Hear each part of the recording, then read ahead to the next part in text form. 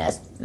Alex, banana. Hi, Frankie. Can I please have that banana? No. But you promised me yesterday that I can get the banana for my salad. Banana, no banana. No.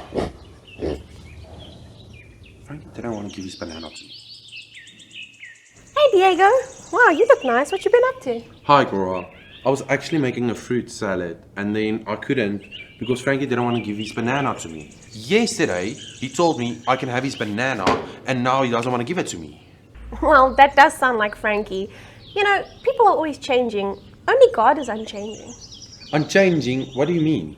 Well, in Hebrews 13 verse 8, it says that Jesus is the same, yesterday, today, and forever. Let me tell you a story so you can understand it. So, our story starts with Gideon. Now, remember the Israelites and how I said that they weren't doing a lot of great things and that God was being really unhappy with them? So, this happened again. Now, you may know the story about the Israelites and you know how Moses led them on dry ground because God opened the Red Sea and everything. Well, this was way later, way in the future.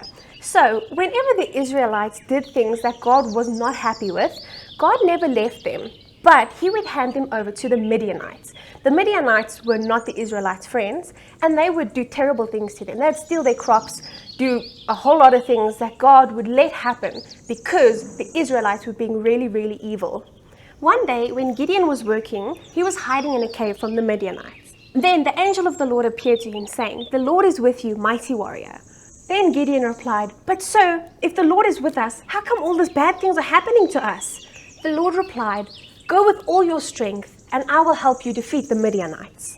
But then Gideon started coming up with all these excuses. He was saying, "But Lord, I am the youngest and the smallest in my family. I'm not even good in battle. Our military isn't as strong as the Midianites. How are we ever going to defeat them?" But the Lord said that He would be with Gideon and that the Midianites would be handed to the Israelites. Now, Gideon, he didn't understand how things worked, so he asked the Lord for a sign because he really wanted to make sure that this was the Lord speaking. So Gideon made an altar of bread and meat, and then all of a sudden, God sent a fire down and the meat and the bread were burnt up. After that, Gideon realized that this was the Lord speaking. That night, the Lord spoke to Gideon again, and He said that he should take down and chop down all the other altars and idols that other people had worshipped that weren't worshiping God. So that night he got 10 of his friends, they went and they cut down everything, they got rid of it all. After that, Gideon wanted another sign from God to know that it was really God telling him to defeat the Midianites. So he took some sheep wool, he put it on the ground and he said, "Lord, if this is what you want me to do, I want the sheepskin to be wet, but the ground around it to be dry." That day after that, guess what happened? The wool was wet, but the ground was dry. But Gideon didn't want to take this as a sign. So he said, "Lord, I'm going to take another piece, and if the wool is dry, but the ground around it is wet, I want that to be the sign." Guess what happened? Can you guess what happened?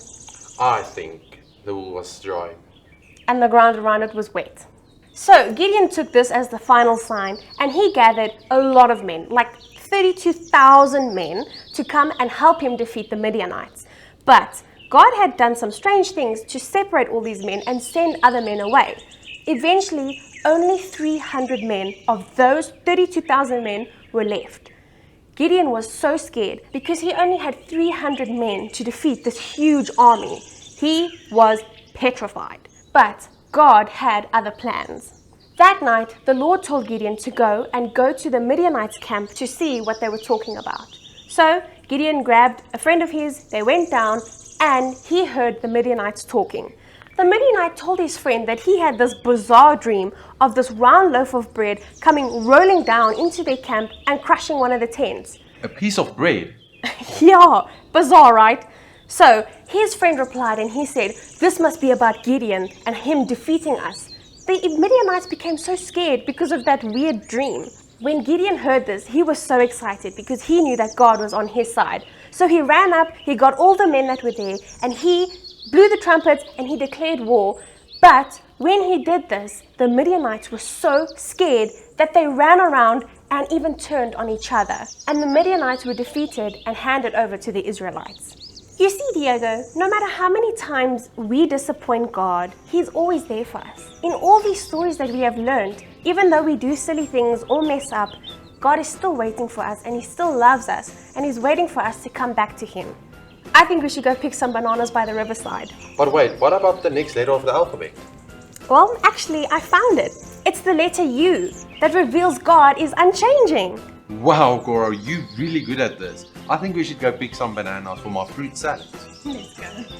Bye!